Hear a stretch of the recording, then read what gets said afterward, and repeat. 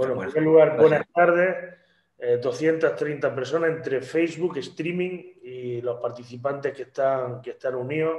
La verdad es que este segundo encuentro internacional de la seguridad y la salud ocupacional durante todo el día de hoy ha tenido una repercusión bastante positiva, tanto en contenido como en los puntos que se han ido tocando. En la primera mesa se tocaron todo aquello vinculado con la seguridad en el ámbito de los vehículos de motor, de los vehículos relacionados con la olivicultura, bueno, perdón, con la agricultura y la ganadería. La verdad es que los ponentes han sido de primer orden y las conclusiones que se pueden extraer, pues que la prevención es la mayor de las aportaciones que se pueden manifestar en este tipo de entornos, ¿no? La segunda mesa tampoco tenía desperdicio. En la época que vivimos de cada vez mayor competitividad o búsqueda de mayor competitividad, tanto en la ganadería como en la agricultura, pues requiere del uso de una serie digamos, sustancias químicas, procesos físicos, procesos químicos, agricultura de síntesis, ganadería de síntesis, que genera una serie de circunstancias negativas a los agricultores y a los ganaderos, especialmente físicas. También han dicho que otro de los factores más importantes de limitación es el asma a partir de esta serie de elementos químicos que se van utilizando en mayor medida. Y bueno, pues también partimos a lo mismo, la prevención. También se ha tocado de manera bastante interesante cómo, ya que lo decía anteriormente Andrés, cómo va a afectar, ya que hablábamos de la pandemia, cómo va a afectar la pandemia a la recolección de aceituna y cuál es el protocolo de verdad que se va a utilizar. Temas muy, muy, muy importantes y muy, muy, muy enriquecedores los que se han tenido esta mañana. Y no menos enriquecedor es la tercera mesa. La tercera mesa, la cobertura de contingencia en accidentes de trabajo y enfermedades profesionales en el sector agrícola e industrial, industria agroalimentaria. Bueno, pues el punto jurídico a los conocimientos que hemos tenido esta mañana sobre prevención fundamentalmente en estos ámbitos, pues creo que la aportación jurídica de cómo el ordenamiento, digamos que gestiona desde el punto de vista legal tanto la enfermedad de trabajo como otro tipo de contingencias, pues lo que la tarde nos va a deparar. Como decía, ¿no? Iniciamos la tercera de las mesas sobre la cobertura de contingencias de accidentes de trabajo y enfermedades profesionales. En esta mesa lo que damos es la otra vertiente, ¿no? La vertiente asistencial. Ante un evento como es un accidente de trabajo o una enfermedad profesional, hay una dimensión previa que debería ser la preventiva para que este no se produzca, pero en el caso de producirse tiene que entrar la dimensión asistencial que va a tratar de poner los elementos principales, de exponer aquí los elementos principales del marco regulador, dos grandes conocedores de la materia. De un lado, Andrés Ramón Trillo García, que intervendrá en primer lugar, y en segundo lugar, Carlos Pulido Cubero. Hago la presentación primero de Andrés y cuando termine Andrés haré la presentación de Carlos. Andrés Ramón Trillo García, vinculado mucho a esta tierra, puesto que es de aquí, de Jaén, de Ruz en concreto, y además es gran conocedor de materia de seguridad social, porque estamos hablando de desde 1985, para él hace relativamente poco, porque ya lo veréis, es una persona que demuestra y denota esa vitalidad tanto personal como profesional. Digo que desde 1985 es funcionario del Cuerpo Superior de Letrado de Administración de la Seguridad Social y actualmente, después de haber ocupado distintos puestos en las direcciones provinciales de Trabajo y de Seguridad Social en Jaén, en Orense, en Pontevedra, gerente de la Universidad de Vigo, etcétera, etcétera. No vamos a entrar aquí a desglosar toda su periplo profesional. Actualmente es el letrado jefe de la Seguridad Social del Servicio Jurídico del Instituto Nacional de Seguridad Social desde el año 2004. A esta dimensión, digamos, práctica, también hay que unir la dimensión más universitaria, que también se aúna en Andrés, puesto que ha sido docente en las universidades de Jaén, en la Universidad de Granada, Universidad de Vigo, en la Carlos III de Madrid y actualmente docente también en la Universidad Autónoma de Madrid. Además de ser autor de múltiples trabajos de investigación, de monografías y artículos de revistas. Por tanto, tenemos ante nosotros la gran fortuna de contar con un gran conocedor de esta dimensión asistencial en materia de accidentes de trabajo y enfermedades profesionales del Sistema Público de Seguridad Social. Y sin más les doy la palabra, además de agradecerles el que esté hoy aquí con nosotros. Andrés, cuando quieras, querido amigo, cuando tú quieras. Al revés. Primero, yo soy modesto funcionario y no todo lo que ha dicho mi amigo Manolo, porque Manuel García, porque somos amigos y por eso es muy generoso conmigo. La verdad es que la lástima es que no pueda estar en Jaén porque, bueno, pues como he dicho, yo soy de la tierra, mis padres son de la tierra, mis hijos son de la tierra y bueno, al final me fui, pero sigo teniendo una gran conexión y tengo casa allí en Jaén, de manera que voy con cierta frecuencia y me hubiera gustado estar allí, ¿no? Bueno, de lo que yo voy a tratar va a ser de hablar sobre el concepto de accidente de trabajo y de enfermedad profesional, los elementos que lo distinguen, las especialidades en relación con la agricultura y además también anotar también una serie de los problemas de la responsabilidad en materia como consecuencia del accidente de trabajo, y porque luego después se va a explicar por mi compañero todo lo que corresponde al aseguramiento con las mutuas, que son generalmente las que aseguran este tipo de accidentes, ¿no? Y las respuestas que estas entidades dan en materia de protección cuando ocurre un accidente de trabajo o se percibe o se demuestra la existencia de una enfermedad profesional. Bueno, con respecto al concepto de accidente de trabajo, decía el profesor Alonso Lea que está compuesto de 3 elementos estáticos y 2 elementos dinámicos que son los que determinan que estemos ante un accidente de trabajo y no estemos ante otra cosa distinta, ¿no? Los elementos de carácter... Bueno, tengo que decir que hay una presentación que yo no sé si han distribuido, pero si no, que ruego a la organización que se la remitan, en el que se recoge un poco todo lo que voy a explicar. Y en relación con estos elementos que digo que voy a explicar, los elementos estáticos, lo que requiere que exista un accidente de trabajo es que exista una lesión. En segundo lugar, que exista una fuerza lesiva, aquello que provoca el accidente, que puede ser un hecho de carácter traumático, de manera que sea un golpe, una caída, un hecho de esto, digo, reciente, traumático, sobrevenido, o bien en segundo lugar también puede ser la fuerza lesiva de forma más lenta, que se produzca de una forma más sinuosa o más insidiosa, como puede ser una enfermedad. De manera que dentro del concepto de accidente de trabajo también se incluyen las enfermedades, porque en la fuerza lesiva, aquello que va a provocar la lesión, puede ser o bien un trauma o bien puede ser un proceso degenerativo. En tercer lugar, tiene que existir una actividad profesional.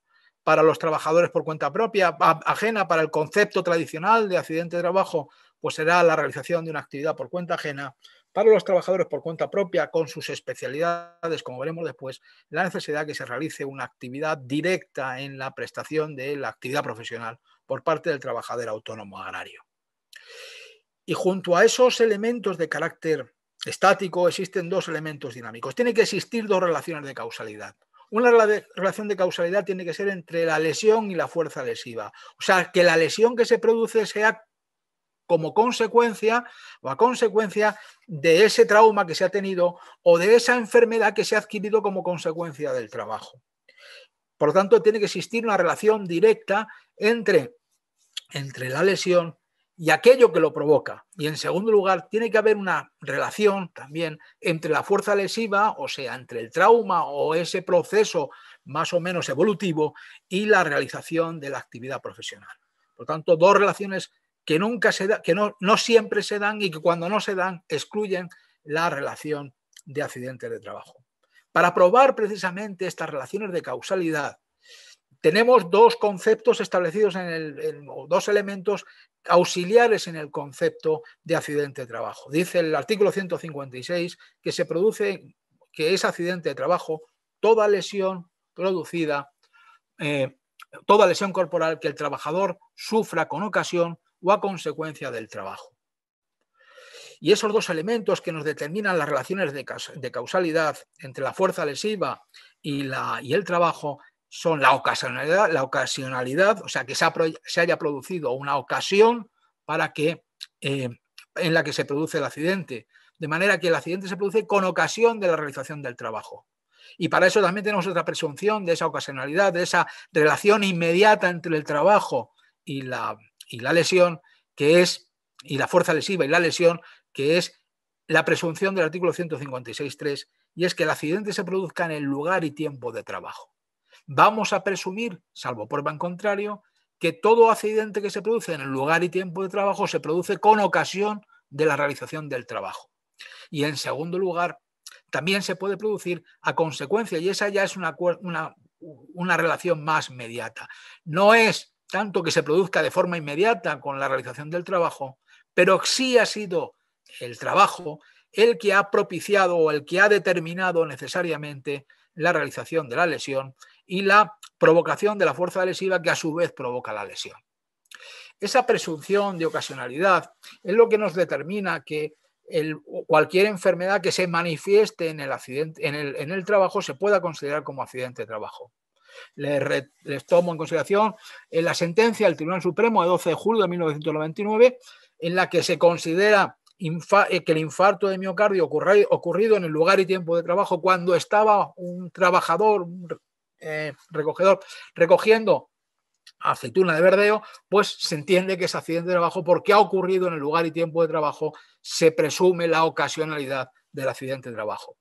En cambio, una sentencia del Tribunal Superior de Justicia de Andalucía, de la Sala de Sevilla, de 4 de abril de 2014, dice que no es accidente aquella que se produce en un guardia de finca cuando no se puede acreditar que el infarto se ha producido, la crisis cardíaca se ha producido en el lugar de la finca, ni en el tiempo en que se tenía que estar trabajando. Por lo tanto, vamos a tener un elemento auxiliar muy importante, entendiendo que es accidente de trabajo el que se produce en el lugar y tiempo. Pero junto con ese concepto general, luego el artículo 156 establece una serie de elementos determinantes de lo que se puede considerar como accidente de trabajo. Y unas de esas concreciones tienen que ver con la concreción geográfica. Es accidente de trabajo el accidente in itinere, por lo tanto, el accidente que se produce al ir y volver desde el centro de trabajo, desde la finca en este caso, hasta el domicilio. De manera que el ir o el volver se entiende que será accidente de trabajo. Y un accidente de trabajo muy especial también, de carácter in itinere, y es que se considera accidente de trabajo también el producido con ocasión del ir o el volver de la realización de actividades para ir a realizar trabajos en otras localidades distintas cuando esas están organizadas, esas expediciones, por parte de las autoridades públicas. Por ejemplo, es accidente de trabajo el producido cuando se va a recoger la cosecha de la vendimia en Francia y se va en esas expediciones organizadas por parte del Ministerio, ¿no? Para que sea accidente de trabajo in itinere, el que se produce al ir o volver del trabajo, o sea, al ir o al volver a la finca en la que se va a trabajar, se tienen que dar tres elementos. Uno, el elemento geográfico, tiene que ser en el recorrido normal, en el que ordinariamente se realizaría para ir a ese trabajo o para volver al domicilio. En segundo lugar, un elemento cronológico, tiene que producirse en el tiempo normal. Y en tercer lugar, un elemento mecánico. Tienes que hacerlo en los mecanismos de transporte pues, tradicionales, normales, los que habitualmente uno utiliza para ir a la finca o al volver de la finca. Y en segundo lugar, también aquellos accidentes que se producen en misión, cuando dentro de la agricultura, de la industria, por ejemplo, agroalimentaria, pues cuando se produce el accidente, cuando el empresario te envía a realizar una actividad fuera del centro de trabajo. De manera que esos accidentes que se producen porque vas a hacer algo encargado por el empresario en un lugar distinto de donde habitualmente se va a realizar, si se produce ese accidente de trabajo. Para esto hay, por parte de la jurisprudencia, hay elementos también muy variables y muy concretos para determinar si es accidente de trabajo o el accidente en misión. De manera que cuando uno va a realizar un trabajo a otro lugar, se va a entender que es accidente de trabajo siempre que esté realizando actividades de la misión en favor del empresario y disponibles para el empresario. En cambio, no va a ser accidente de trabajo cuando durante la misión uno está realizando una parte de ese periodo de tiempo pues de aquel que sería el asueto o el descanso normal. O sea, aquel que tendría el trabajador en su casa si no hubiese estado en la misión. De manera que se considera que no es accidente de trabajo el ocurrido en un hotel durante la noche, pero en cambio sí es el accidente de trabajo cuando se está realizando la misión o cuando se va o se vuelve de realizar la misión desde el trabajo que se realiza en localidad distinta hasta el hotel. No es accidente de trabajo el que se ocurre en la misión cuando uno se está divirtiendo, cuando está en el cine, cuando está en el teatro, cuando se está bañando en una piscina. En cambio, es accidente de trabajo cuando la realización de la misión es la que determina la ocasionalidad del accidente. Hay una sentencia, ¿no?, en relación con esto de un trabajador que es enviado por la empresa a vender una serie de productos a Bangkok, a Tailandia, y como consecuencia de esto, de estar allí, adquiere una legionela y muere aquí. Y entonces no se sabe si esa legionela se ha recibido como consecuencia de haber trabajado allí o bien de irse de copas, pero dice la jurisprudencia, dice, mire usted, en este caso hay una ocasionalidad relevante.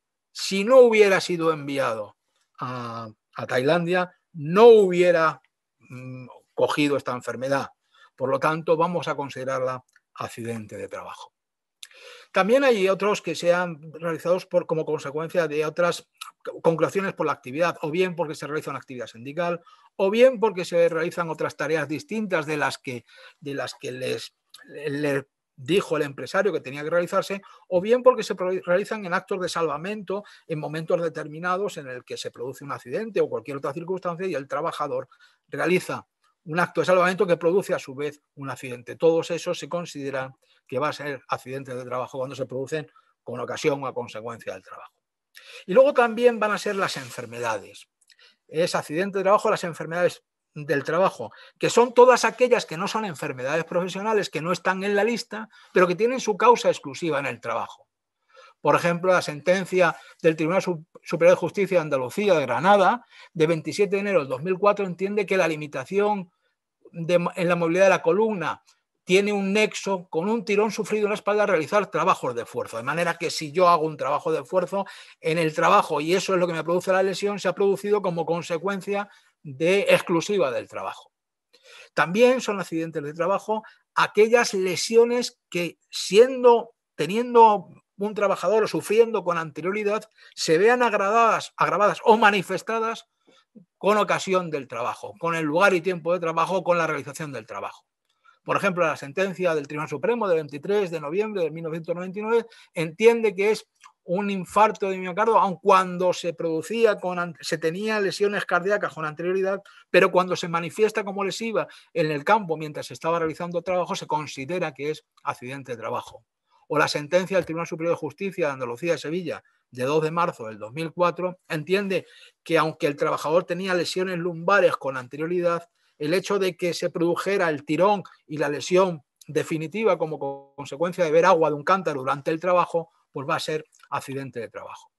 Y también va a ser el accidente de trabajo las enfermedades intercurrentes, o sea, aquellas que se producen como consecuencia de la curación o del lugar donde el empresario ha determinado que esté el trabajador para curarse. Por ejemplo, enfermedad intercurrente sería la clásica en la que existe un accidente de trabajo y durante la operación y tal, pues hay una infección que complica la lesión anterior, en cuyo caso la complicación también será accidente de trabajo.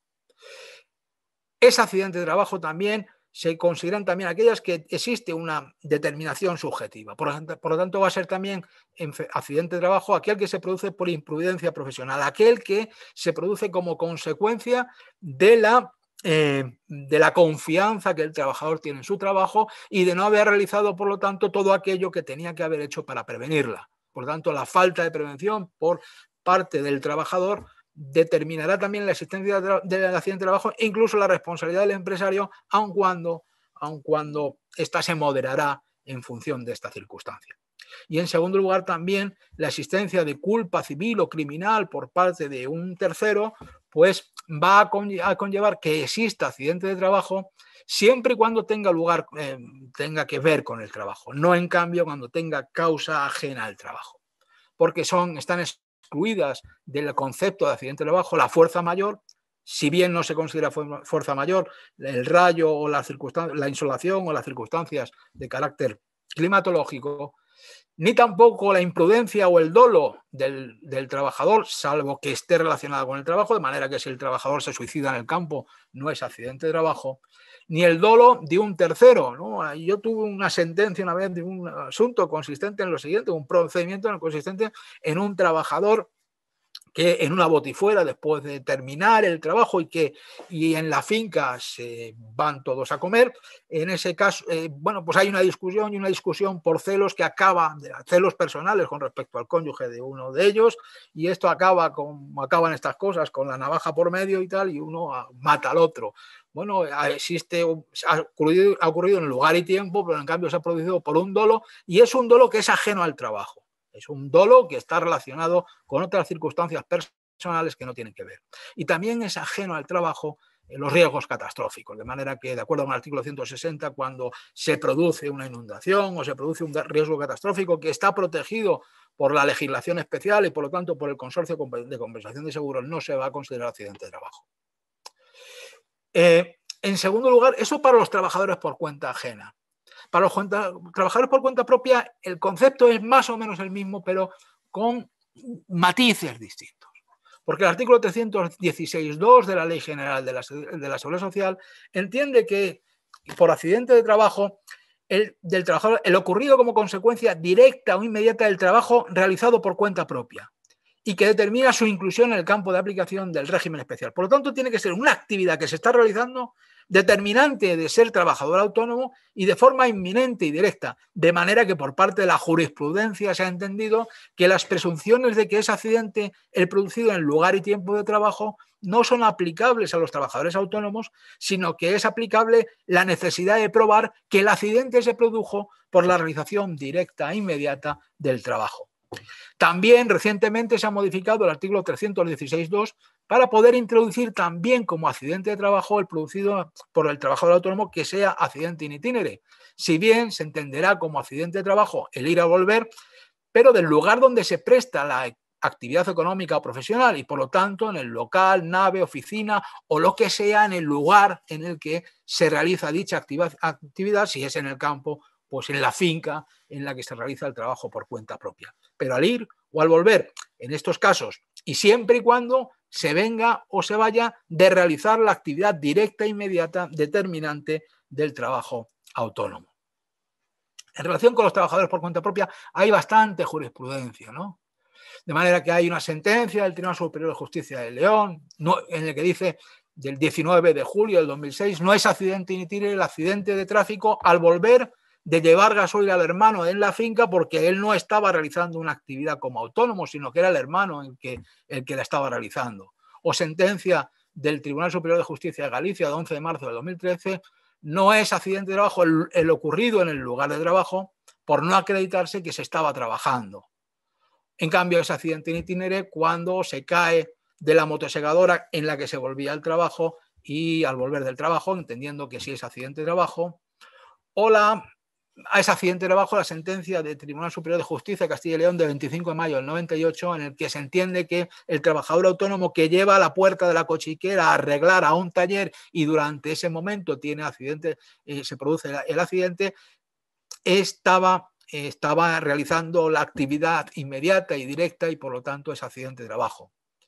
Es accidente de trabajo también el vuelco de un tractor cuando el trabajador se dirige desde la finca hasta el almacén en el que estaban los aperos agrícolas, trabajo in itinere, o no es accidente, y en cambio no es accidente de trabajo los producidos en trabajos familiares. Por ejemplo, cuando se le vuelca, una persona va en tractor hasta una matanza familiar de un vecino, de un cerdo, y ese trabajo de la matanza se considera por parte del Tribunal Superior de Justicia de 2 de junio del 97 como un trabajo benévolo y amistoso de carácter familiar y por lo tanto no determinante de la inclusión en el trabajo autónomo.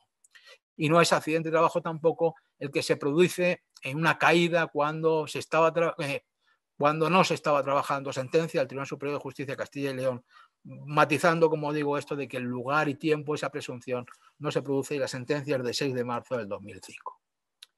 En relación con los trabajadores por cuenta ajena o por cuenta propia, tanto el artículo 157 con respecto a los trabajadores por cuenta ajena y el 316.2 con los trabajadores por cuenta propia entiende que la enfermedad profesional también es determinante de la protección por el sistema de la seguridad social. Y se produce la enfermedad profesional determinante de esta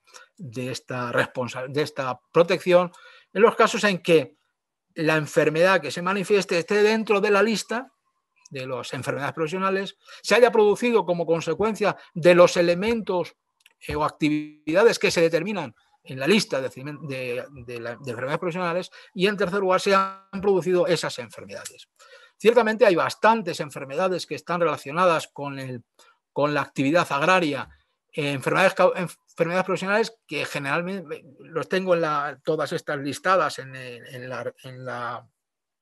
la diapositivas que digo que he remitido, pero muchas de ellas fundamentalmente producidas por productos de carácter químico, orgánico o inorgánico, que utilizados como pesticidas, herbicidas, etcétera, etcétera, o bien como abonos, también las que están referidas también a aquellas que se producen como consecuencia de enfermedades infecciosas o parasitarias producidas por los animales o sus productos o por los cadáveres de los animales, y también aquellas otras que las que se producen como consecuencia de actividades de carácter mecánico, como puede ser el trabajo con vibradoras, con desbrozadoras o con sierras mecánicas, etcétera, etcétera.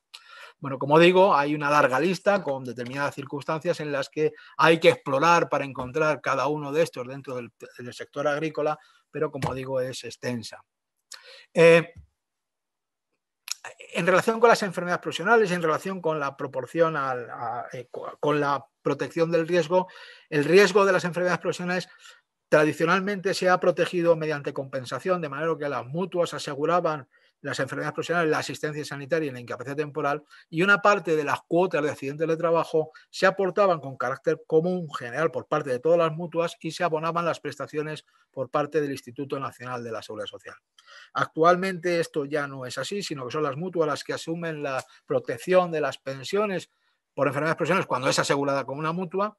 Si bien esto va en función, la responsabilidad de la mutua o de las distintas mutuas y del Instituto Nacional de la Seguridad Social va en función del tiempo en que aseguraron el riesgo de la enfermedad que se vaya produciendo. De manera que si uno adquiere una enfermedad como consecuencia de un determinado riesgo que lo ha tenido durante 10 años y ha estado asegurado 5 años con el INSS y 5 años con la mutua, pues entonces proporcionalmente al tiempo en que se ha estado asegurado con uno u otro, serán los responsables de la prestación, lo que conlleva que cuando hay pleito pues vayan allí multitud de entidades afectadas por el reconocimiento de la prestación. Voy a dedicar ahora las siguientes cuestiones en relación, ya no está tanto en el cómo se produce el accidente, sino en las responsabilidades que se derivan para el empresario por el accidente, porque, como digo, las prestacionales se van a explicar después. Y aquí tenemos 3 clases de responsabilidades. Una, la responsabilidad del empresario como consecuencia de sus incumplimientos en materia de seguridad social. Otra, la responsabilidad del empresario como consecuencia de sus prestacionales, como consecuencia del incumplimiento de las medidas de seguridad. Y en tercer lugar, las responsabilidades por parte del empresario de sus incumplimientos, también en falta de medidas de seguridad, pero en su responsabilidad civil.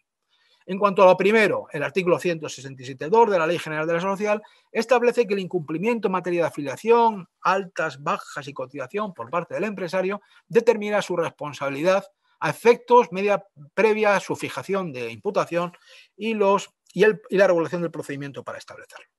Sobre esto hay que tomar en consideración 2 circunstancias: que la responsabilidad se puede producir porque no se ha cotizado o porque se ha cotizado de menos, o en segundo lugar porque se ha incumplido el requisito de haber formalizado el alta del trabajador.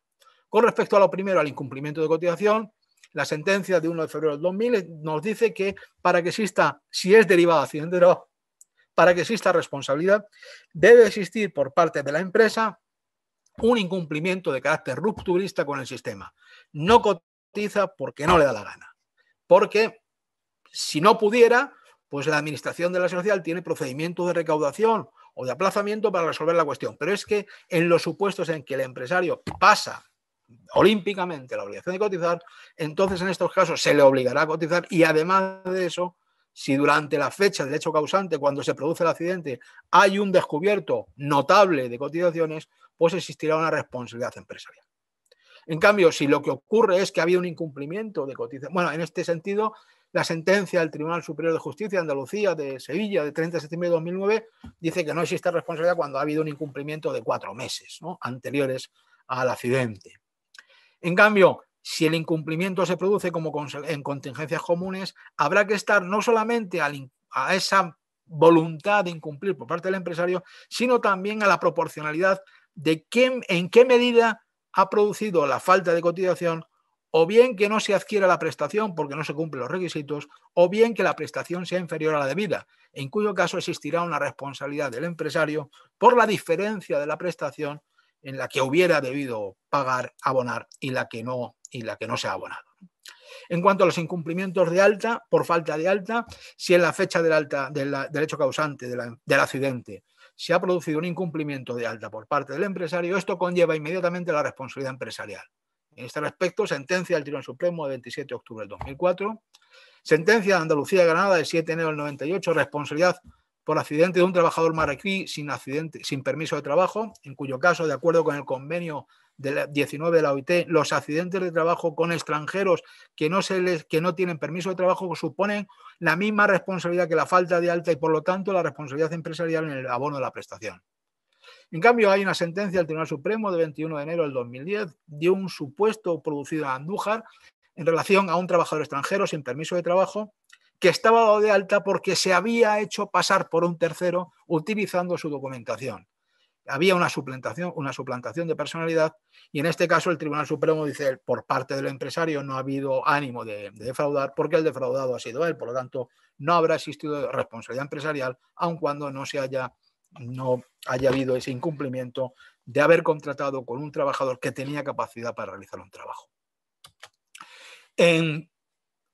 En relación con estas responsabilidades, a partir de aquí, o sea, las responsabilidades derivadas del recargo o de las responsabilidades derivadas de los incumplimientos de medidas de prevención de riesgos laborales, tengo que avisarles, bueno, aunque lo sabrán, ¿no?, de la existencia de un artículo que es el artículo 96.2 de la Ley de Régimen de la Ley Reguladora de la Jurisdicción Social.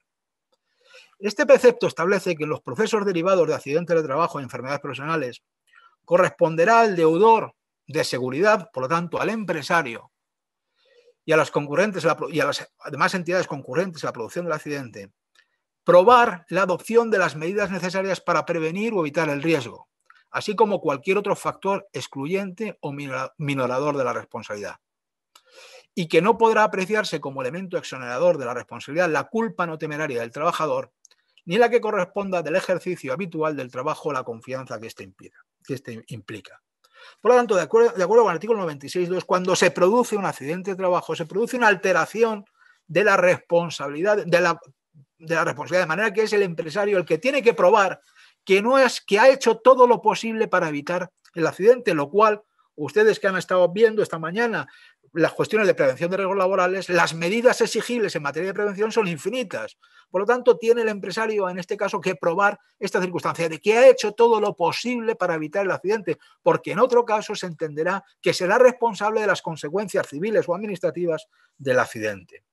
Esto viene determinado en función de una doctrina del Tribunal Supremo basada en el artículo 1083 del Código Civil, que establece que cuando alguien tiene un bien mueble perteneciente a otro y que tiene la obligación de devolver, si lo pierde, tiene la obligación de probar, le corresponde a él la carga de que se ha perdido la cosa por causa que no ha sido suya.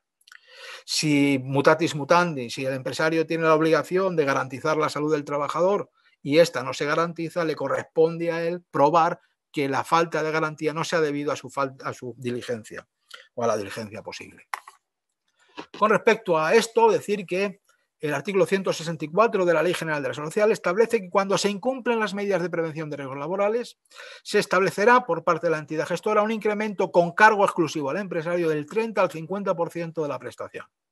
Y esto, ya les digo yo, que conlleva siempre a pleito, y además esta responsabilidad no puede ser asegurada. Digo conlleva siempre a pleito porque el trabajador siempre que hay un accidente de trabajo solicita la existencia del recargo precisamente porque existe esa inversión de la carga de la prueba, y si no se reconoce, pleiteará, y si se reconoce, pleiteará el empresario, y en todo caso se pleiteará porque por la determinación del 30, del 40 o del 50% del incremento. Todo el trabajador querrá que se incremente en el 50%, el empresario que se incremente en el 30% o que no se incremente en nada. Con respecto a esta graduación, lo importante es, para determinar este recargo del 30 al 50, es la importancia de la infracción, ¿no? Y sobre esto, bueno, pues tenemos varias sentencias. Una sentencia de Granada, en la que se establece el incremento del 30% cuando se rompe el eje de un tractor, por parte de un recolector que se subió al eje y que no se había tomado con la medida general de informar al trabajador que eso no lo debía hacer. Sentencia de 12 de abril de Andalucía de Granada, se establece también un incremento cuando existe una falta de formación de un trabajador sobre cómo tiene que llevar un tractor. O sentencia también de 12 de marzo de Granada del 2020, no existe culpa, en cambio, no existe culpa empresarial cuando se realizó adecuadamente la evaluación de los riesgos del trabajador.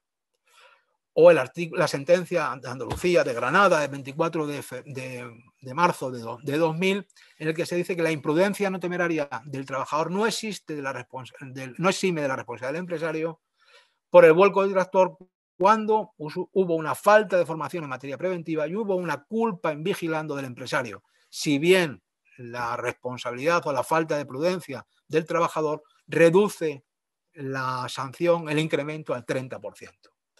En cambio, hay una sentencia del 13 de mayo de 1992 del TSJ también de Andalucía, de Granada, en la que dice que no procede el recargo por el incumplimiento de medidas de seguridad también en la condición del tractor cuando la imprudencia fue absoluta del trabajador y no existía capacidad por parte del empresario de evitar tal circunstancia.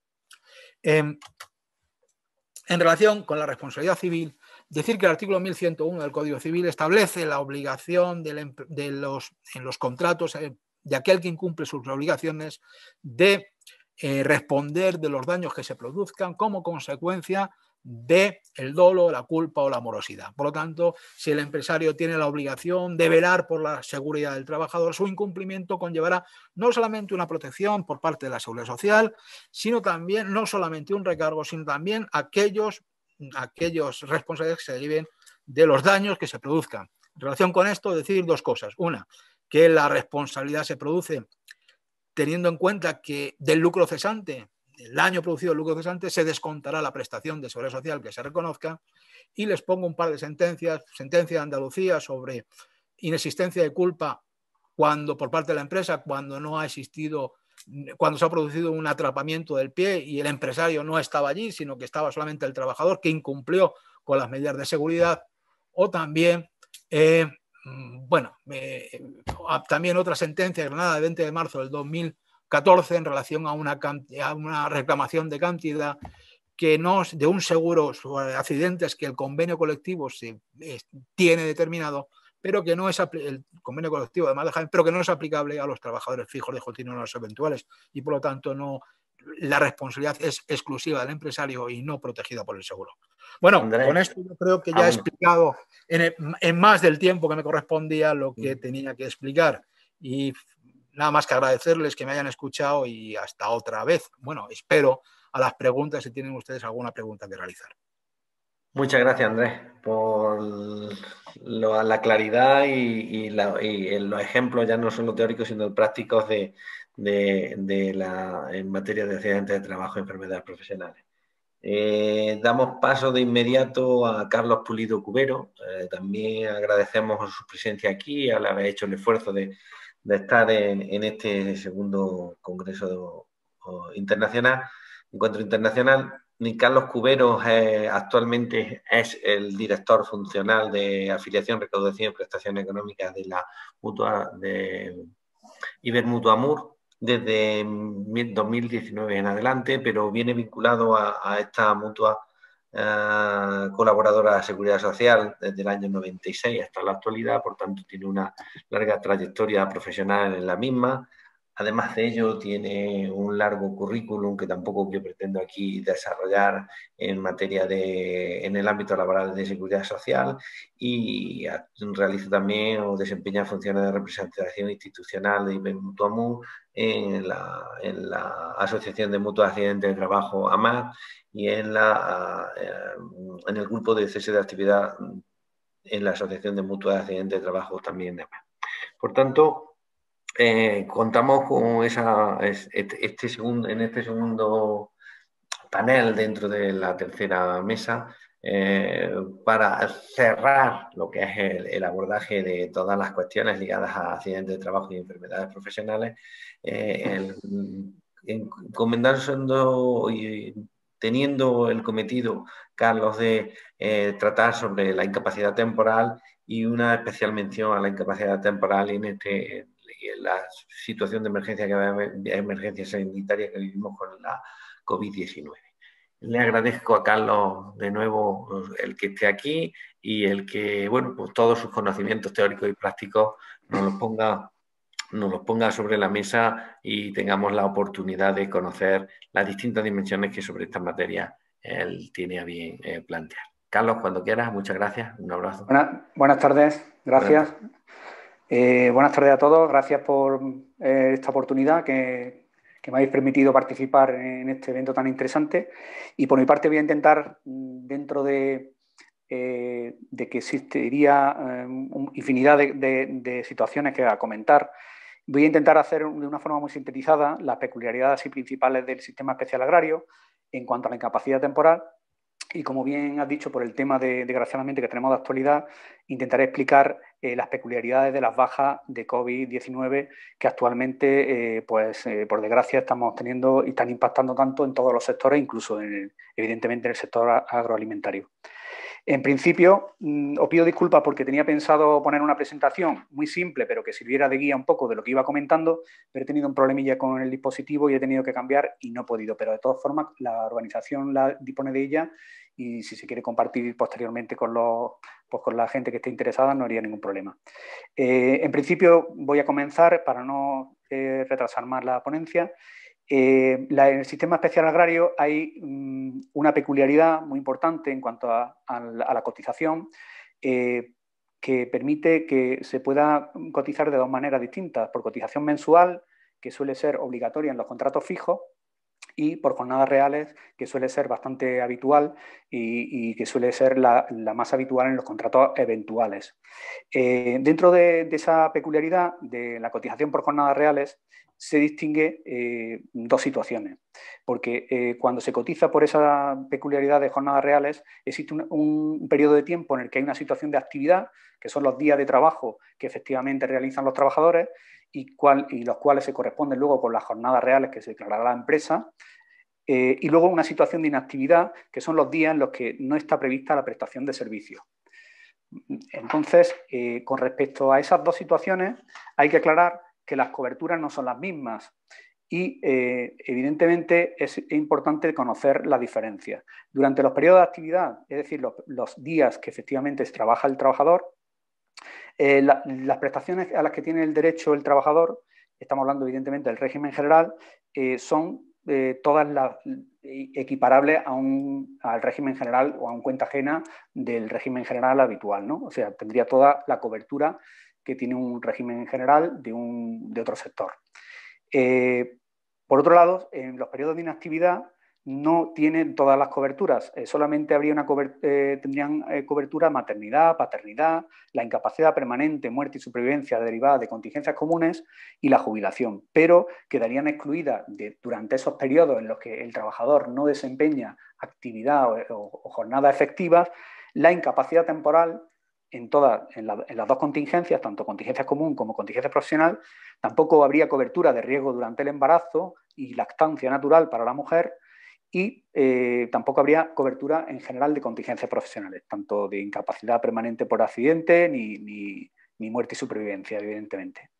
Esto es muy importante porque cobra mucha relevancia y luego le repetiremos más adelante que las empresas, cuando cotizan por esta modalidad de jornadas reales, deben ser rigurosas a la hora de declarar cuáles son los días exactos que han trabajado el trabajador y cuáles no, para luego determinar en qué días ha estado en una situación de actividad y qué días ha estado en una situación de inactividad. Por otro lado, hay una peculiaridad importante que en los periodos de inactividad el trabajador opcionalmente puede solicitar cotizar durante esos periodos de inactividad. Ahí en esos periodos solamente habría una cotización del trabajador, no del empresario, evidentemente, y si se diera el caso y el trabajador hubiera optado por cotizar durante esos periodos de inactividad, a la hora de acceder a prestaciones derivadas de ese trabajo por cuenta ajena del sistema especial agrario, tendría que estar al corriente de sus cotizaciones, cotizaciones de inactividad. Entonces, el trabajador, si tuviera deuda en esas cotizaciones, antes de acceder a las prestaciones a las que pudiera tener derecho, se le invitaría al pago para que se ponga al corriente en un plazo determinado y si fuera así, pues tendría derecho a todas sus prestaciones. Y si no se pusiera al corriente, no tendría derecho a esas prestaciones. Por ejemplo, la incapacidad temporal. Como decía antes, la contingencia profesional, y que es el centro de la intervención que estamos teniendo hoy, es muy relevante que cuando un trabajador agrícola que cotiza por jornadas reales tiene un accidente de trabajo, es muy importante que la empresa debidamente, cuando corresponda declarar esas jornadas reales, ese día en el que sufrió el accidente se cotice como jornada real, porque eso puede, de no hacerlo, puede conllevar a responsabilidades y a que haya incidencias incluso graves. Entonces es importante, como decíamos antes, que se sea riguroso a la hora de determinar, tanto por la empresa como por su gestoría, qué días ha trabajado realmente el trabajador y cuáles no. Por otro lado, la empresa, otro de los compromisos que tiene la empresa cuando hay un accidente de trabajo, pues sería tramitar el parte de accidente a través del sistema Delta, aunque normalmente esto se suele hacer a través de las gestorías, pero realmente la obligación es del empresario de comunicar mediante el sistema Delta. Es una página que hay oficial del Ministerio en la que se comunica online pues la declaración de qué es lo que ha ocurrido en ese accidente. Lo que antiguamente se presentaba en papel, pues desde el año 2003 se presenta de manera digital y con certificado, en fin, queda registrado a nivel estadístico y a nivel de que pueda llegar la información incluso a la autoridad laboral. La empresa, por otro lado, dentro de los trámites que suele desempeñar o que tiene que tener en cuenta cuando hay un accidente de trabajo, como antes ha comentado Andrés y de todo es sabido, mayoritariamente las empresas tienen la cobertura de contingencias profesionales con las mutuas, ¿no? Entonces hay un documento que, no siendo obligatorio, suele ser recomendable y es bastante habitual su uso, que se trata del volante de asistencia. Es decir, cuando en una finca o hay un accidente de trabajo, pues el trabajador, si no es un tema grave, que evidentemente si es un tema grave debe ir al hospital más cercano, pero si es un tema leve que la mutua en sus instalaciones médicas pueda atender adecuadamente, tendría que ir directamente a la mutua. Y el autónomo suele haber un documento que está bastante extendido en las mutuas que se llama volante de asistencia o solicitud de asistencia, en el que el empresario indica que ese trabajador ha tenido un accidente de trabajo y que quiere que lo atienda la mutua. Bueno, como digo, es un documento simplemente que viene un poco a autorizar por parte de la empresa o a una primera declaración de que ha ocurrido un accidente de trabajo, aunque, como repito, no es obligatorio. Bien, cuanto al parte de accidente de trabajo que se tramita a través del sistema Delta, que hablábamos antes, es importante indicar que hay unos plazos, está sujeto a unos plazos que en este caso, si es un parte de accidente de un accidente con baja, son 5 días hábiles desde la fecha del accidente los que tiene el empresario para tramitar, para comunicar y formalizar ese documento a través del sistema Delta. Desde la fecha del accidente o desde la fecha de la baja, porque si la fecha de la baja fuera posterior a la fecha del accidente, el plazo empezaría a computar desde la fecha de la baja. El hecho de que no se comunique en el plazo reglamentario, es importante que se sepa que puede ser objeto de sanción y se puede considerar una falta grave que puede ser dependiendo de la gravedad de las lesiones. Puede ser considerada una falta leve o una falta grave, dependiendo de la gravedad. Si se trata de un accidente con lesiones leves, pues hay menos posibilidades de que se considere la falta grave. Y dependiendo si las lesiones son más graves, pues va en proporción a la gravedad de las lesiones del accidente. Por lo tanto, es importante que se tenga en cuenta ese plazo. Es más, luego hay otro plazo, y esto es muy importante, y porque puede ser objeto de sanción también por la Inspección de Trabajo, cuando el accidente es grave, muy grave, o fallecimiento en el acto del trabajador, o siendo el accidente, las lesiones leves, afecta a 4 o más trabajadores, en el mismo accidente estamos hablando.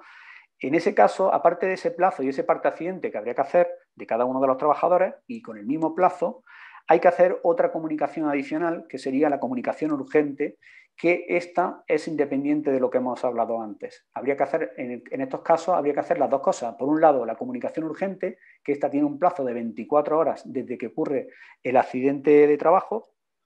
También se puede gestionar dentro de la misma página de Delta, la página que hablábamos antes del Ministerio, pero también se puede hacer mediante otros medios como telegrama, fax, otro medio de comunicación que pueda acreditar, o burofax, que es lo que se suele utilizar también hoy en día mucho.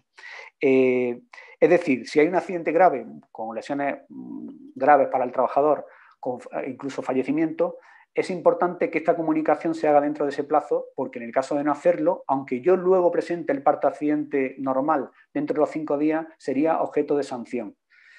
Algunas veces las empresas preguntan que el plazo es muy ajustado y si a lo mejor eso suele hacer la comunicación, la gestoría, pues que se encuentra en ocasiones si es un festivo que a lo mejor el gestor no está ni siquiera disponible y nos preguntan a la mutua muchas veces que qué hacen, que se le ha pasado el plazo. Siempre recomendamos que aunque se haya pasado el plazo, se comunique lo antes posible, porque eso, evidentemente, a la hora de que la Inspección de Trabajo luego revise el asunto, puede atenuar siempre y cuando se pueda justificar. Bueno, no se hizo dentro de las 24 horas, pero porque hubo una justificación, pero se ha hecho lo más rápido posible. Eso siempre es mejor que no comunicarlo, evidentemente.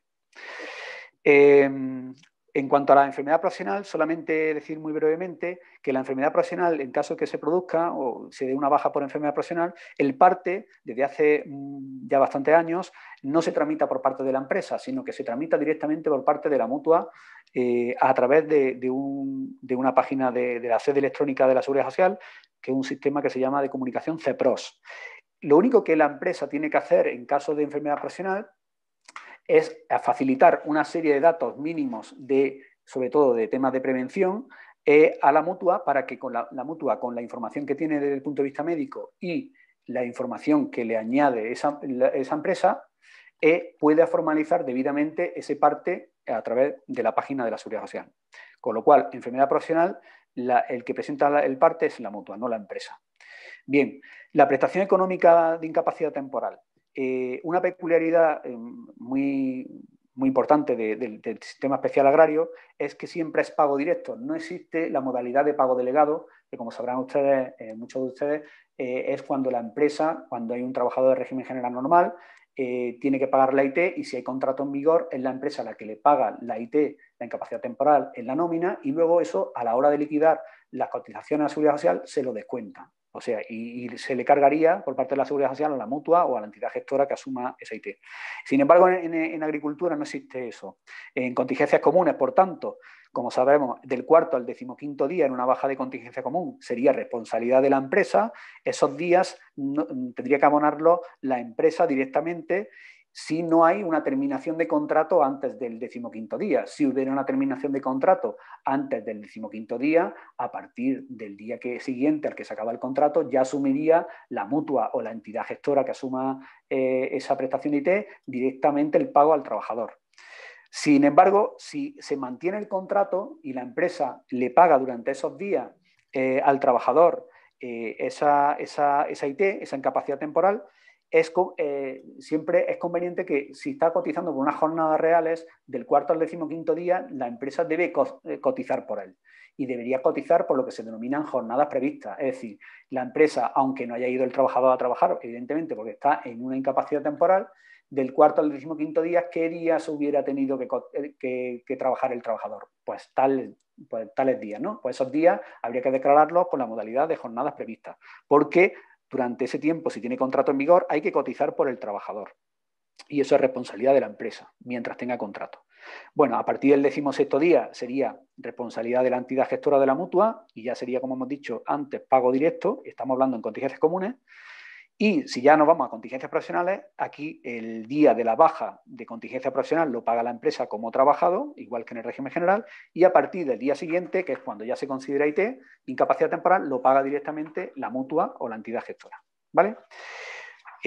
Por otro lado, la base reguladora de incapacidad temporal, muy brevemente, aquí podríamos estar hablando toda la tarde, en la cotización mensual que hemos hablado al principio, que es para los contratos fijos sobre todo, pues es igual el cálculo que para un régimen general normal, la cotización del mes anterior, en una contingencia profesional, estamos hablando, se coge la base de cotización del mes anterior del trabajador agrícola y se divide el número de días que corresponde a esa cotización y esa sería la base de cotización de contingencias profesionales. Más el caso hipotético de que hubiera horas extras, que como se sabe, igual que en el régimen general, las horas extras no se computan mensualmente, sino con un promedio anual. En cuanto, aquí donde hay más peculiaridad es en la cotización de las jornadas reales. La cotización de las jornadas reales, que es la gran característica de este sistema especial, cuando un trabajador cotiza por jornadas reales y hay un accidente, lo que se tiene que hacer es un cálculo de lo que ha cotizado la empresa por esas jornadas reales dividido entre esas jornadas reales. Pero en lugar de dividirlo por las jornadas reales propiamente dicho, esas jornadas reales hay que multiplicarlas, ese divisor hay que multiplicarlo por un coeficiente antes de hacer la operación. Y ese coeficiente, lo que viene un poco resumidamente, es a equiparar, para que entendamos. Claro, si un trabajador, por ejemplo, agrícola por jornadas reales, estuviera todo el mes trabajando ininterrumpidamente, digamos, hay en la orden de cotización del 2019, que es la que sigue estando en vigor, se indica que cuando un trabajador agrícola de jornadas reales cotiza 22 jornadas reales en un mes, ya se considera que como si hubiera trabajado, se equipara a una cotización mensual.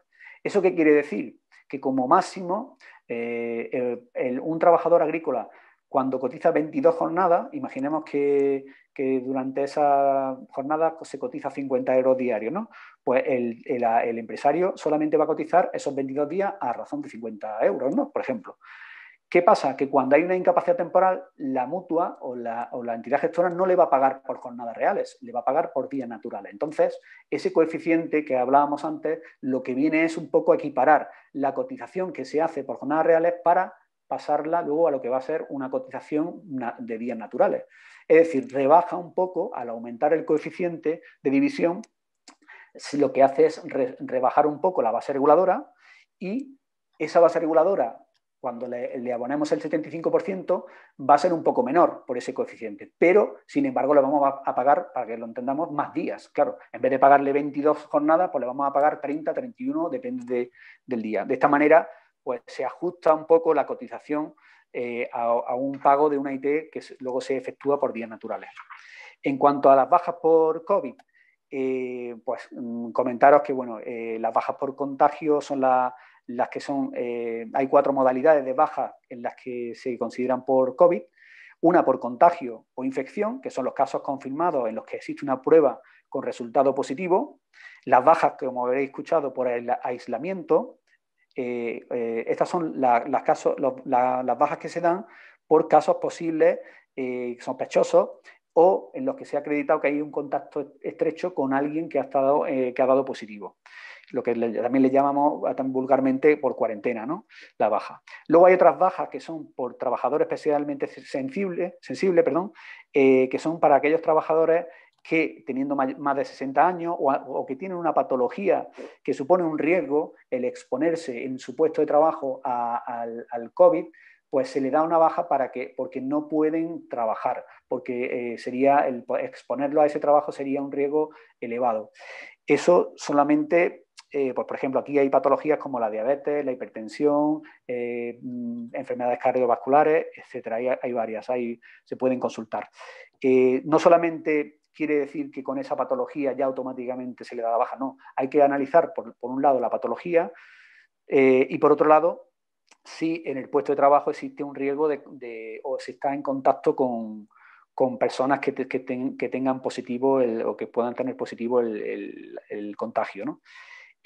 Por otro lado, hay otra baja que posible por COVID, que también se asimila a accidente de trabajo, que es por restricción de la movilidad.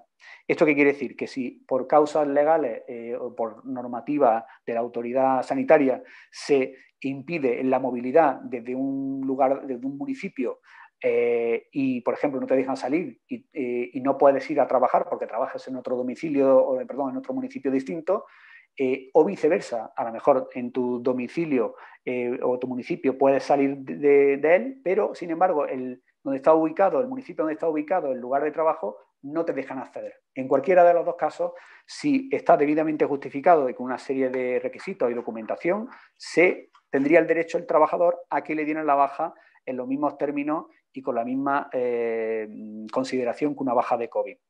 ¿Qué tienen de peculiaridad las bajas de COVID? Pues la peculiaridad es que son de naturaleza, es una contingencia común, ¿vale? Pero ya en la normativa, en el Real Decreto 6/2020, se determinó que, independientemente de que su naturaleza de la contingencia sigue siendo contingencia común, el abono y el cálculo de la prestación se iba a hacer atendiendo a las características de una contingencia profesional. Es decir, se asimila a accidente de trabajo o a contingencia profesional en los mismos términos que un accidente de trabajo, pero solamente y a los efectos exclusivos de la incapacidad temporal, ¿vale? Sin embargo, siguen siendo emitidas por el facultativo de atención primaria, no por la mutua. Una baja de COVID, estas 4 que hemos hablado, siempre serán emitidas por el facultativo de atención primaria del Servicio Público de Salud, aunque luego la mutua o la entidad gestora que asuma la prestación de IT lo tenga que pagar como un accidente de trabajo. Ahí existe una excepción que es novedosa, de Real Decreto 19/2020, sí existe una posibilidad de que se pueda dar la baja directamente como accidente de trabajo al personal sanitario o sociosanitario, siempre y cuando que hayan tenido un contagio de esta enfermedad y se acredite por parte del Servicio de Prevención de la empresa, del centro sanitario, que han estado expuestos al riesgo. Pero bueno, eso sería una excepción. En el sector agrícola, por ejemplo, no sería posible dar una baja por accidente de trabajo a priori. Otra cosa sería que un trabajador, aunque le hayan dado la baja al médico de atención primaria, le paguemos por accidente de trabajo, quiera conseguir que se considere accidente de trabajo a todos los efectos. Eso podría hacerlo, podría pedirlo, pero ya tendría que iniciar un expediente de determinación de contingencia ante el INS solicitando la calificación global del proceso como accidente de trabajo o enfermedad profesional, que serían las 2 contingencias profesionales. Pero eso ya tendría que ser pues, mediante la acreditación y ya no habría una presunción, sino que tendría que ser el que acredite si efectivamente cumple los requisitos para ser considerado un accidente de trabajo, pero un accidente de trabajo que tendría que ser, la única vía de entrada como accidente de trabajo sería como una enfermedad del trabajo, como creo que antes también ha comentado Andrés, sería a través del artículo 156, en este caso el punto E, que tendría que acreditar al trabajador que el contagio, en este caso, ha sido o se ha producido como causa exclusiva de la realización de su trabajo, ¿vale? Y lo cual es difícil porque en principio con una patología de pandemia y es complicado saber fehacientemente dónde se ha producido el contagio, pero bueno, si se pudiera demostrar, tendría cabida como accidente de trabajo mediante esa calificación de enfermedad del trabajo. Y por otro lado, pues como enfermedad profesional, pues como una enfermedad profesional cualquiera se tendría que acreditar y el INS tendría que pronunciarse, la entidad gestora, que es la única competente para determinar si efectivamente se considera y se cambia la contingencia del proceso. Por último, ya termino, quería hacer un hincapié en una peculiaridad, en este caso de los trabajadores agrarios autónomos, que creo que es importante porque yo lo he vivido y la verdad es que es un problema cuando surge, y es que mucha gente piensa que los autónomos, y desde el 1 de enero de 2019, que a nivel de autónomos del RETA en general se habló de que todos los autónomos ya iban a tener obligatoriamente todas las coberturas de accidente de trabajo, de cese de actividad, de IT, de IMS, todo, ¿no? Pero realmente no son todos los autónomos. Hay algunas excepciones y no todos los autónomos tienen esas coberturas completas. Y una de las peculiaridades son los autónomos del sistema especial agrario, que siguen manteniendo la normativa del Real Decreto 1382/2008 en el artículo 47 bis, punto cuarto. Ahí se determinaba que el autónomo agrario tenía obligatoriamente la cobertura de incapacidad, muerte y supervivencia por contingencia profesional, pero sin embargo la incapacidad temporal, tanto en contingencias comunes como en contingencias profesionales, sigue siendo voluntaria. ¿Qué ocurre? Que al ser voluntaria, a la hora de un autónomo agrario darse de alta y en tesorería y decir qué coberturas quiere, puede, desde mi punto de vista, cometer el error de no coger la cobertura de incapacidad temporal, tanto de CP como de contingencias comunes. ¿Esto qué puede conllevar? Que por un descuido, luego cuando tenga un accidente o tenga una baja de una enfermedad común, no tenga derecho a cobrar. Realmente, además, tener esas coberturas adicionales, que aunque sean voluntarias, no requiere un importe muy elevado de diferencia, con lo cual entiendo que es relevante y desde mi punto de vista sería un fallo no acceder o no tener la opción de esa cobertura. Cuando luego, sin embargo, ocurre un accidente o una baja, pues desgraciadamente en ocasiones me he visto obligado a decirle a las personas pues, que no tienen derecho a cobrar. Y claro, en ese momento te das cuenta que no lo han hecho intencionadamente, sino por descuido. Y que quería hacer hincapié para todas las personas que nos escuchan que todo autónomo que se dé de alta del sistema especial agrario, que por favor, que por lo menos se lo piense y que vea las opciones que tiene. Y en la medida de lo posible yo le recomiendo que coja todas las coberturas de incapacidad temporal por si ocurriera cualquier contingencia. Y nada más, muchísimas gracias. Espero haber ido un poquito rápido para no excederme mucho en el tiempo. Gracias. Muchas gracias a ti, Carlos, tanto por la calidad de la intervención como por haberte ajustado al tiempo y lo cual se agradece doblemente. Juan. Mira, tenemos 3 preguntas y otra más que yo creo que podéis resolver, que esta mañana se ha quedado en el aire en una de las intervenciones que ha habido. Y si queréis, os lanzo las 3 y la cuarta, y tú, Manuel, la distribuyes en función de las circunstancias que tú creas, si te parece, ¿vale? Perfecto. Mira, la primera de ellas dice que si un señor o una señora vive en una segunda residencia, ¿vale?, y va desde esa segunda residencia al trabajo, ¿se considera in itinere o no se considera in itinere? ¿Vale? Esta sería para Andrés, seguramente. La segunda sería si un señor o una señora, vuelvo a reiterar, está en el campo trabajando, se para a comer y tras ello le da un infarto, ¿es accidente de trabajo o no es accidente de...? ¿Cómo? Imagina un trabajador o una trabajadora que está en el campo comiendo, ¿vale? Entonces, pero comiendo en su jornada laboral, ¿vale?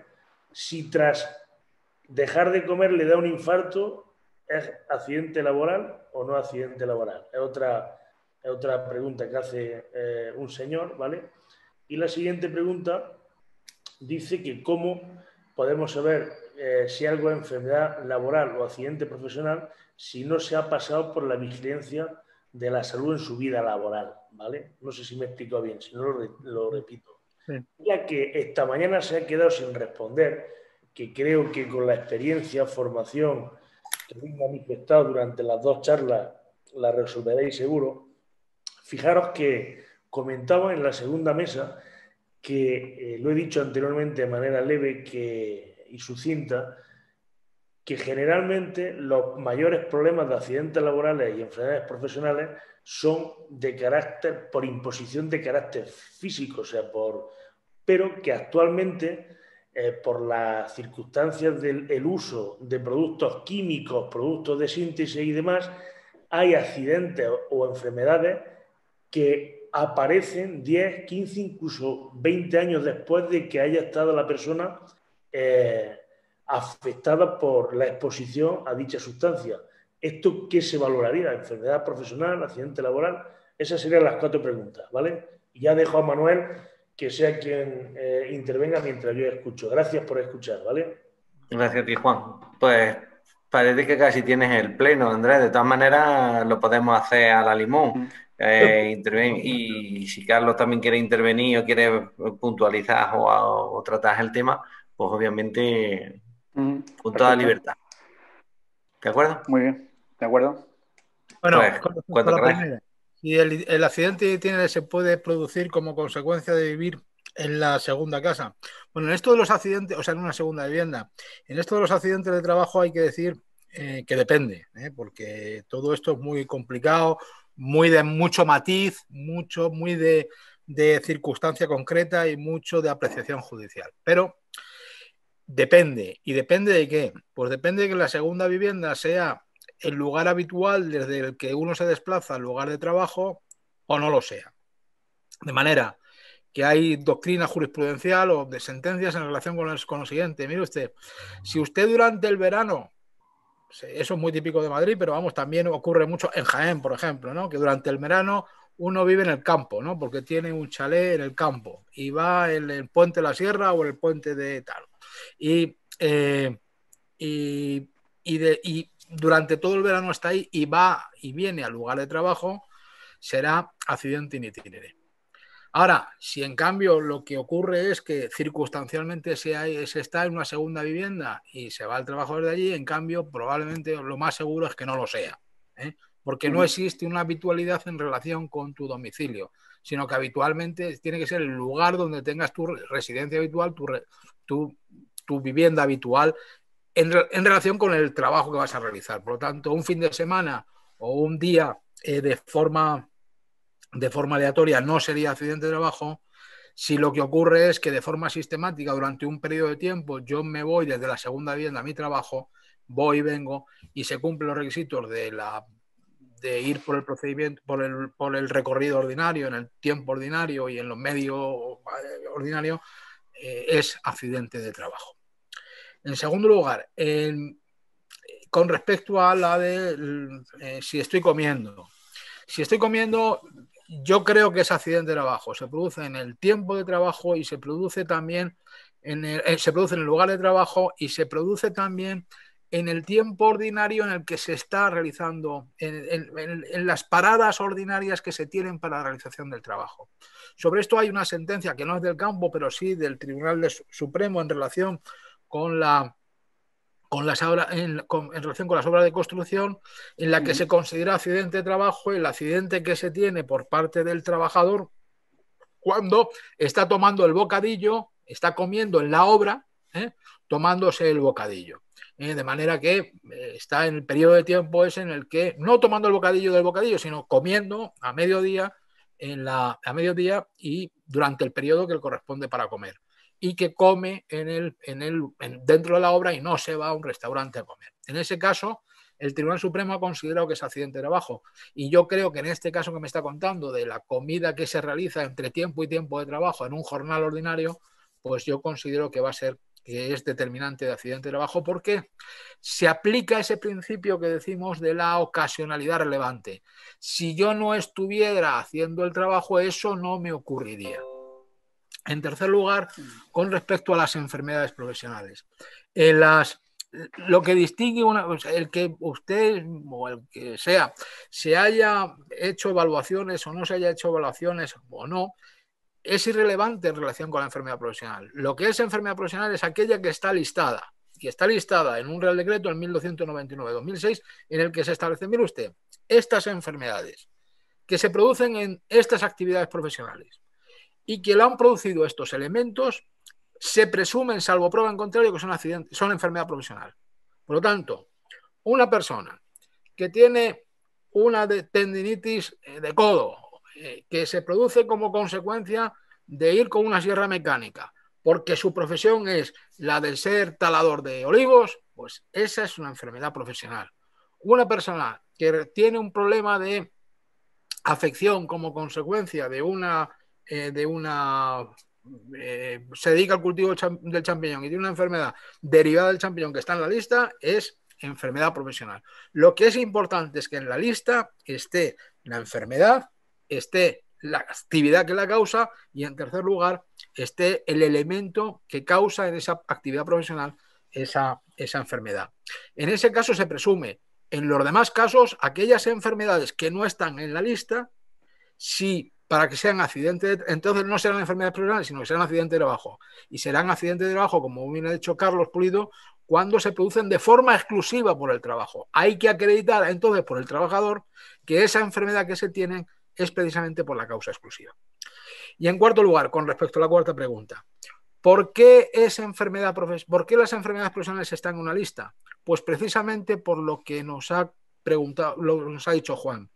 Las enfermedades profesionales se presentan de forma insidiosa, no se producen de forma evolutiva, no dan la cara desde el principio, o muchas de ellas no dan la cara desde el principio, sino que dan la cara después de una evolución de años, ¿no? El caso más evidente de esto es la asbestosis, ¿no? Aquel trabajador que ha trabajado con amianto y que a los 20 años es cuando aparece un cáncer de pulmón como consecuencia del amianto. Bueno, pues las enfermedades profesionales precisamente producen eso, que no dan la cara inmediatamente, no es el golpe traumático, sino que es una enfermedad que se produce durante mucho tiempo, de forma alargada y en un determinado momento es cuando aparece. Bueno, pues para eso está la lista de enfermedades profesionales. Si esa enfermedad que se produce de forma alargada es típica de esa profesión y se produce por un determinado elemento que está en la lista, entonces la vamos a considerar enfermedad profesional, aunque se haya producido a los 20 años del primer contacto que se tuvo con la enfermedad.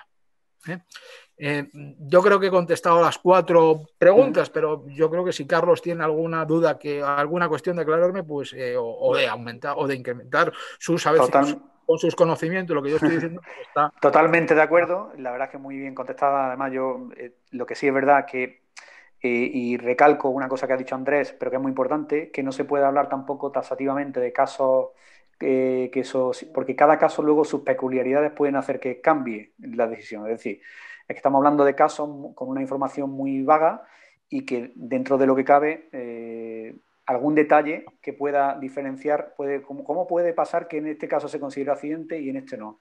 Porque luego los detalles influyen y hay veces que en situaciones similares no son exactamente la misma calificación, pues por esos mismos detalles. Yo sí quería concretar una cosa, Andrés, que no sé si he escuchado bien, pero yo tenía entendido, creo, cuando cumple requisitos, porque creo que es importante, lo que hablábamos de enfermedades profesionales, que cumple todos los requisitos que están en la lista, que es la profesión que hemos hablado, que está dentro de ese grupo que puede ocasionarse.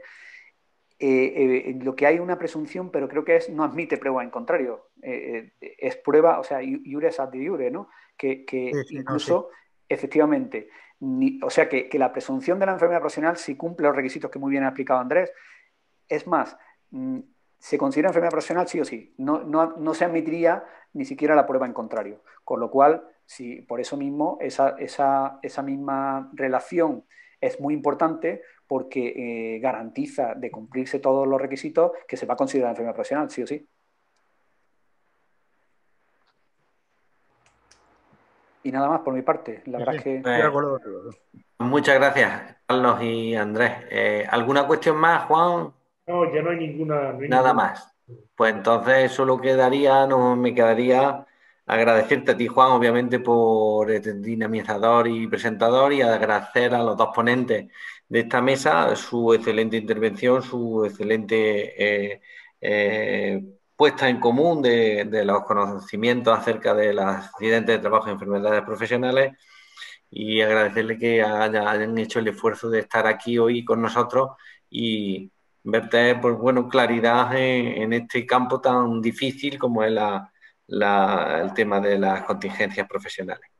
Gracias, Carlos, gracias, Andrés, y hasta gracias la próxima. A vosotros. Espero que sea gracias. Muy pronto. Muy bien, encantado, gracias. Que nos veamos físicamente. Efectivamente, que es lo más importante. Exactamente, muy bien. Venga, pues un abrazo y buenas tardes. Venga, un abrazo, hasta luego. Gracias, adiós. buenas tardes, hasta luego. Bueno, para cerrar ya definitivamente, ¿vale? Recordar que mañana a las 11 seguimos. Hoy la verdad es que hemos tenido una jornada bastante interesante con la charla sobre visión cero después de la inauguración. Posteriormente lo destinado a la incidencia de los vehículos tanto industriales como no industriales desde el punto de vista agronómico a la salud laboral de las personas, y posteriormente también hemos podido disfrutar de cómo la incidencia de los productos químicos, físicos y demás sustancias afectan a la cotidianidad de la vida. Toda una jornada especialmente significativa que le hemos dado colofón con esta última mesa redonda sobre las contingencias tanto de accidentes profesionales como de accidentes laborales como enfermedad profesional, y que la verdad es que nos han dado bastante luz, sobre todo con las preguntas que con muy buen criterio han hecho las personas que estaban conectadas, y luego también con respecto al COVID, que nos han puesto de manifiesto novedades que pueden influir en cómo se valora una circunstancia u otra de cada una de las personas que prestan sus servicios laborales en la empresa actualmente. Nada más, gracias por la atención prestada. La verdad es que ha sido un lujo tener a los ponentes que hemos tenido desde la mañana hasta la tarde, enriquecedor en todos los ámbitos. Como hemos dicho anteriormente, más de 315 personas entre streaming, Facebook y ahora directamente. Y solo puedo decir que tengan ustedes una muy buena tarde y quedamos emplazados a mañana a las 11, recuerden, con una primera mesa que podemos tener la oportunidad de analizar y en la cual se dedica la seguridad en las instalaciones industriales. La verdad es que también bastante interesante. Nos queda un programa especialmente y significativamente interesante. Hasta mañana y muy buenas tardes. Que vaya especialmente bien. Gracias. Muy buenas tardes.